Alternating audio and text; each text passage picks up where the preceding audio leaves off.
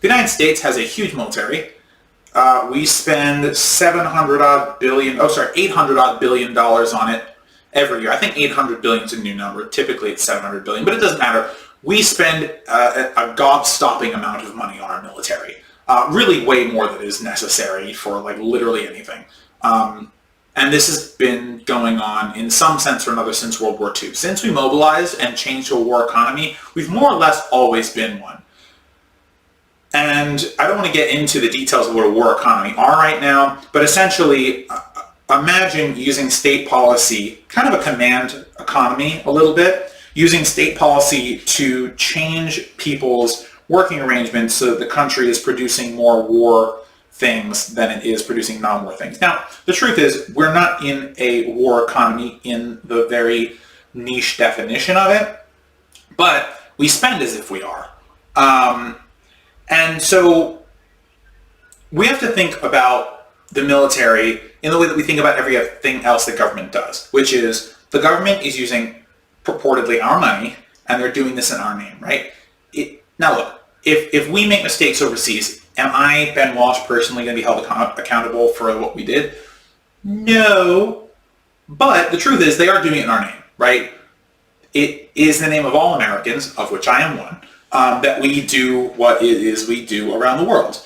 And so if we want to better control our government, which, by the way, one of the things that socialists want is to have more control of the government, make it more democratic, bring democracy into as many places as possible, we need to look at how our government spends and acts in our name.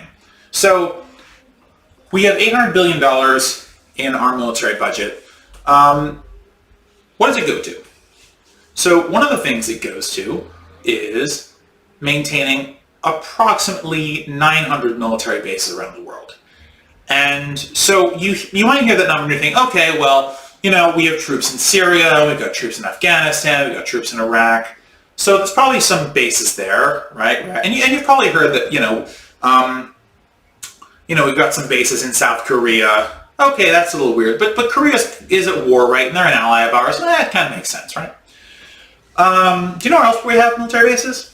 We have military bases in Germany and Poland and other countries that we have alliances with, like Saudi Arabia.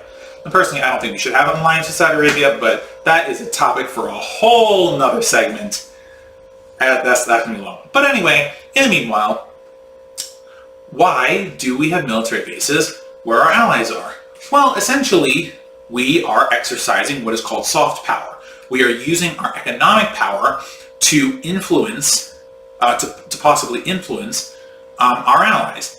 And by having U.S. soldiers there, by having U.S. troops, actually we have military base in Italy too.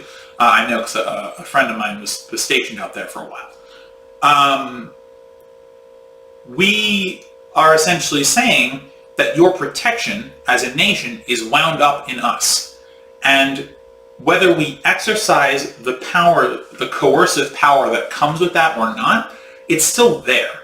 There's still this sense that, hey, if we do something the Americans don't like, they could essentially renege our security detail, or they could take their troops away, and that could be detrimental to our safety as a nation. It's really fucked up, actually, the way that we do that. And by the way, those 100 military bases, they don't pay for themselves, and the countries that we are in don't pay for them. Those 900 military bases, they cost about $100 billion a year. And, gonna be honest, almost all that money is wasted. There's no reason for us to have military bases in areas where we are not at war. It doesn't make any sense. So we could close down most of those and save, or all of them, honestly, with the exceptions of the ones in America, and save like almost $100 billion, which we could then use for other things. The other things that our military budget is used for are making things that don't work. So I'm sure at this point you've heard about the F-35 stealth fighter. that Donald Trump straight up thought was invisible for a while, like Wonder Woman's jet. Yeah. Okay, it's not invisible, but it is invisible to radar. God, that's so dumb. Okay, never mind. Anyway, so the F-35 has been essentially in development for a really long time. And there was this thing about it where before the design is made perfect or design is finalized, the company who's building them, I think it's Lockheed, but I don't know for sure, and don't quote me on that because I really don't remember, can start building them ahead of time, right? So essentially, we're spending all this money on building a plane that isn't finalized, and the design isn't finalized, and the design has things keep being added to it.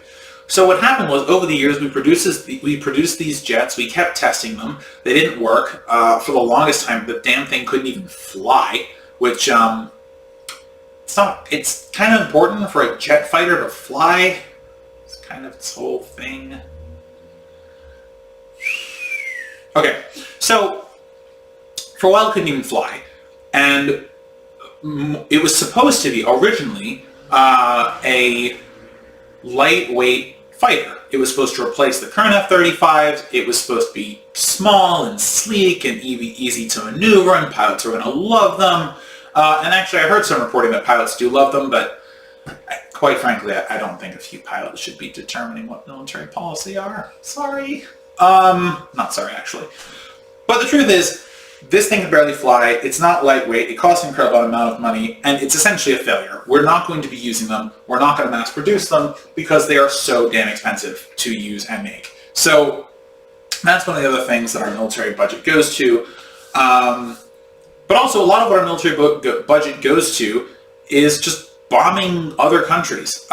You may have heard during the Trump administration, we dropped what is known as the Moab, the mother of all bombs, on Afghanistan. And this essentially, the way this was described to me, and the way that I was able to, the way that I interacted, the way that I understand it is that this is essentially the largest non-nuclear weapon. So the largest, I guess, standard combustion weapon that's available. That was available to us at the time. We just dropped it on Afghanistan. And like, I don't even really understand why we did it. Quite frankly, I don't really understand why we're still in Iraq, Afghanistan, or Syria. There is literally no way we can win those wars. They are becoming, if they not already are, the new Vietnam. These wars will last forever, and it's just awful. But anyway, so the point is, and I didn't even get through all the things I want to talk about, and we are running out of time, but we dropped hundreds and hundreds of bombs every day for years. We've been doing this for years, just dropping bombs left and right on, like, on suspected terrorists. And by the way, these bombs are hitting the wrong target 90% of the time, at least. And that was from an Obama era report. And it didn't get better after Obama either, because Trump loosened the rules of engagement. So we have essentially these presidents from both parties, both of which said that the campaign that they would get rid of the wars, dropping gazillions of bombs. And actually, literally during the Trump administration, we ran out of bombs at one point. Like, we just straight up ran out of bombs. So the truth is, that's a lot of what that military budget goes to as well. And I want to say one last thing. I'm not going to get to the AUMF, unfortunately.